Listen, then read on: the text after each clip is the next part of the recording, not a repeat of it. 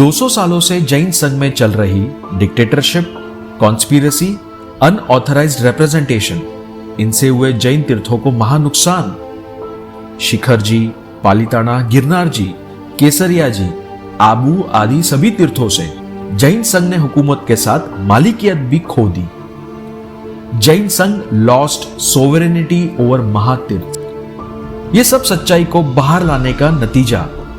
Troubles faced by a whistleblower in Jain Sangh followed with chain reactions.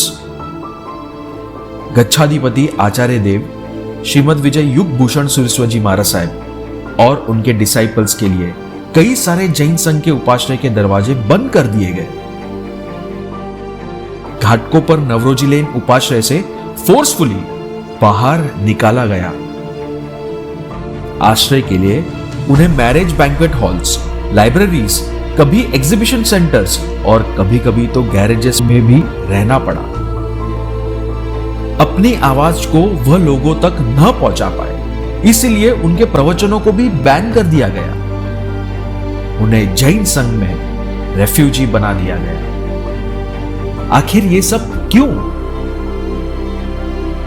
संघ व्यवस्था और तीर्थ रक्षा के खातिर आनंद जी कल्याण जी ट्रस्ट के अथॉरिटी के खोखलेपन को लोगों के सामने लाने का प्रयास किया। इसलिए आनंद जी कल्याण जी ट्रस्ट, जो अपने आप को श्वेतांबर मूर्ति पूजक जैन संघ का प्रतिनिधि कहती है, उस पर सवाल उठाए और उसे चैलेंज किया।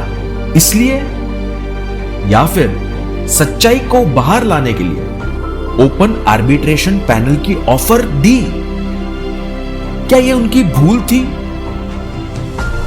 अरे आनंद जी कल्याण जी ट्रस्ट ने तो तय करके रखा है कि चाहे जो हो, पंडित महाराज साहब को तो जवाब देना ही नहीं है और उनके सवालों को अनसुना कर रही है।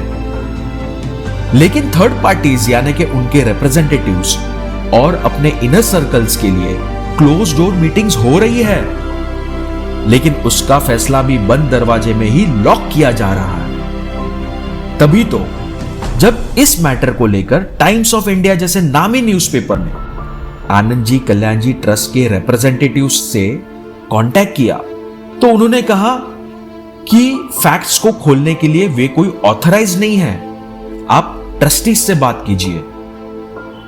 लेकिन आनंद जी कल्याण जी ट्रस्ट के प्रेसिडेंट संवेक भाई लाल भाई ने तो कह दिया कि उन्हें कोई इंटरेस्ट नहीं है इस मैटर को डिस्कस करने में।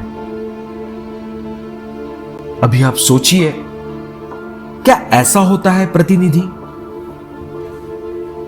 एक जैन साधु जो अपना घर बार, माता पिता, परिवार, एक वेल सेटल लाइफ को छोड़कर अपना पूरा जीवन देव गुरु धर्म को समर्पित करता है, जिन आज्ञा मुजब सालों से संयम जीवन को पालन कर रहा है, तीर्थ और शासन के लिए गच्छाधिपति पद, स्पिरिचुअल सॉवरेन को स्वीकारा, 25 सालों से दिन रात एक करके अपनी हेल्थ की परवाह किए बिना इसी आनंद जी कल्याण जी ट्रस्ट के साथ तीर्थ के कार्य किए।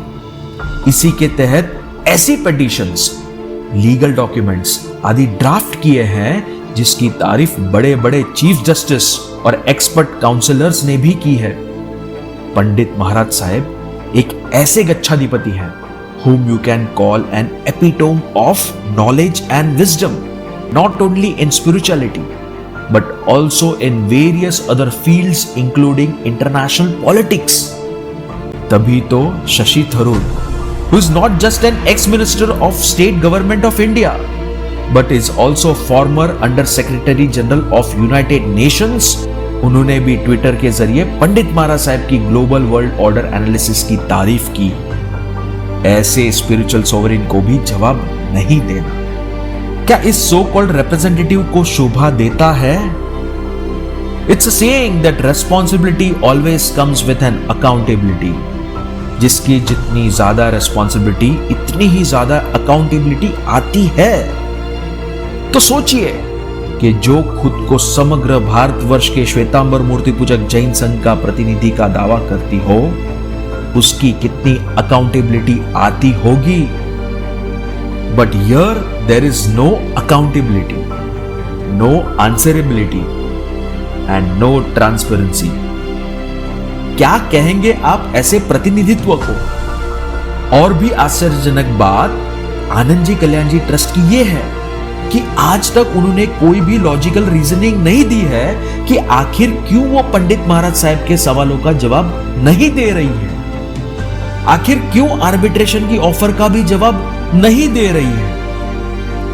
अरे हमारी जुडिशरी सिस्टम में भी रीजनिंग को लाइफ ब्लड कहा है।